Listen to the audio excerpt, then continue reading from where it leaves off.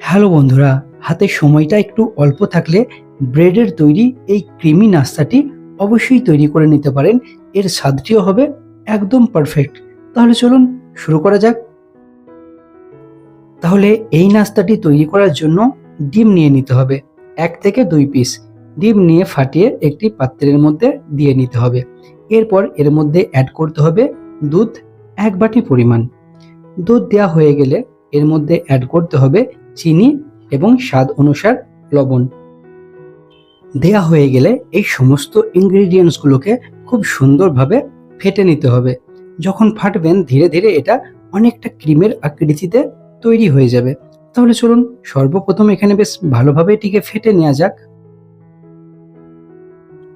তাহলে এখানে আমাদের ক্রিমটি পারফেক্ট তৈরি হয়ে গেছে। এরপরে ব্রেড নিতে হবে।